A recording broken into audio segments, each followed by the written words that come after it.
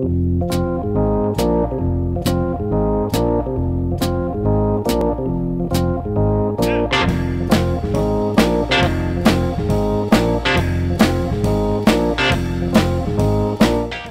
to the Two Blokes Chatting radio show on 94.7 The Pulse. Music, interviews, news and, well, two blokes chatting. Now, here are the two blokes. Help me please, Alana. I'm dealing with somebody who knows nothing about music. It's Alana Thomas, the coach of the Melbourne Rebels Super W team. Thanks for joining us. You've got Neil and you've got Rob. You've already had a chat to Rob.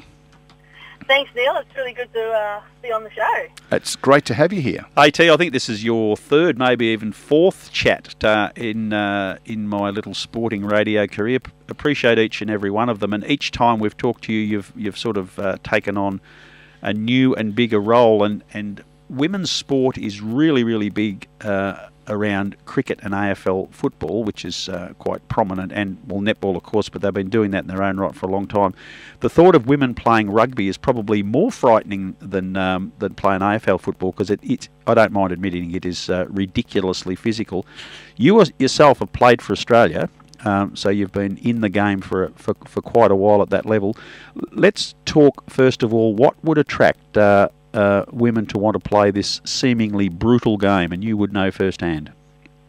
I think it is just that fact that it is brutal, and it's contact. And I can say that netball's not non-contact. They can pack a punch too, but I think it's just that, again, playing a physical sport and having that teamwork. Because you are playing a physical sport, you do have a really good close connection with your teammates.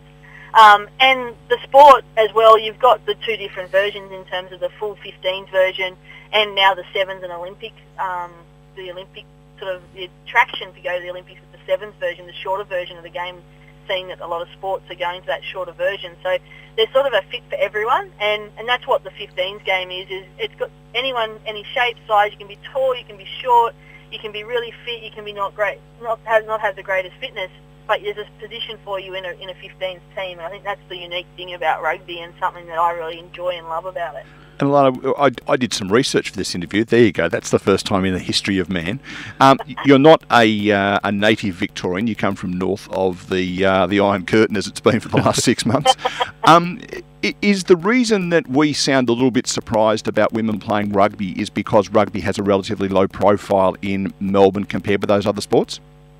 Yeah, definitely. I think the fact Melbourne, the rugby community is quite small, but it is getting out there. And I think the more that you've got the Rebels down here now, the more that we've got the Super W going, the more that we can see that sport out in schools and in free-to-air sort of broadcast, I think the profile will grow. But yeah, I think it's something that it'll just come with time, like all sports. You've got the big juggernauts down here with AFL and cricket. This is where it's all been sort of founded and started. So we've got some good competitors there, but it's about just showing people what we can offer and opening their eyes to seeing if they want to come and be a part of a different sport and another contact sport in terms of rugby. I think one of the other problems that the two forms of rugby, and I mean union and league, and I know that hurts a little bit when you talk to people from one side of the fence or the other, is that because so much of the broadcasting is performed by people who have been playing the game since they could walk, and typically from north of the Murray River, they commentate, as I guess AFL commentators do, as though you know the rules. And to me, I have a rough understanding of the rules of both forms of rugby, but I think in my mind there's this, well, it doesn't appear to have any rules. Is that something that needs addressing in terms of education of the Victorians? Yeah, it probably is. There are a lot of rules, and when you do come from an AFL background where it's a lot more open, and then you see the rucks and mauls of rugby where they just jump on top of each other is usually the comment I get. There are a lot of rules, and it probably does need to take us back to actually having, I know netball did it this year, they had little rules pop up in the corner of the screen on Super Netball saying when there was an obstruction or something what the rule was, and you could see it there for all those people that were new to the sport. So it probably is worthwhile looking at that as broadcasters, as to how can you sort of educate the those that are watching it for the first time. Rob keeps yelling out holding the ball whenever someone gets tackled, you see. Yeah, it's taken a while. Hey, Alana, a couple of interviews ago with you was when the AFL juggernaut was really getting on, and I was really intrigued by an answer to the question, is this juggernaut taking away the pool of players? And your response was, well, no, it's adding to it, because it's just making more girls confident enough to go out and play a game that traditionally isn't played by women. Is that still the case?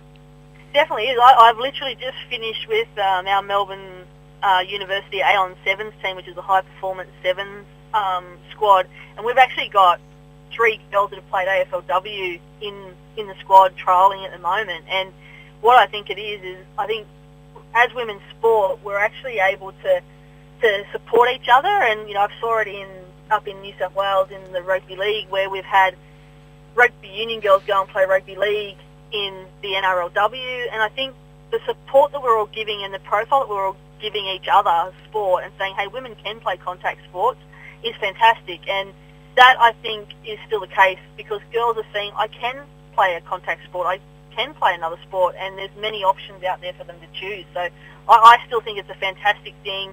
I think that we can both share knowledge and share, as each sport goes into that sort of trying to be that professional space, we can share our thoughts, share our research, because there's not much research around on sports injuries and things like that. So there's a lot of opportunity there in the sports industry to share information and help each other grow.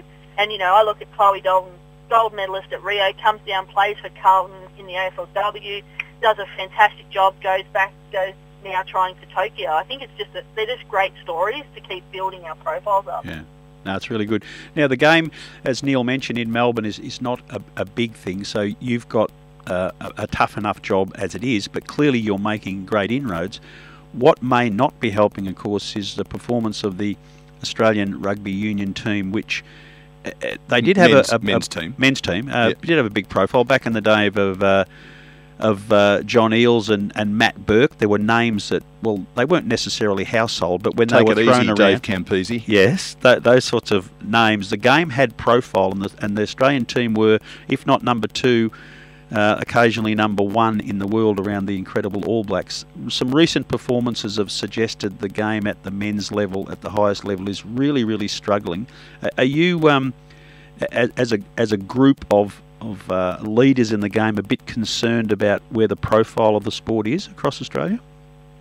I think obviously when your national team's not winning games, it does sort of put pressure on the sport. I do believe it sort of comes back to the visibility of the sport. Like, we are stuck behind paywalls and pay TV. We're not getting enough on free to air for people to see.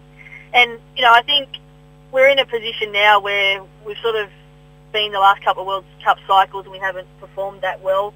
But I do really, truly believe that with the young players that came through our under-20s in the last couple of years, they're now getting blooded in the Wallabies at the moment, that we are going to see some good performances in the next couple of years, because we've got the right people in the coaching roles now. We've got a really, really good head coach in Dave Rennie. He is a Kiwi. The Kiwis probably would have loved to have had him.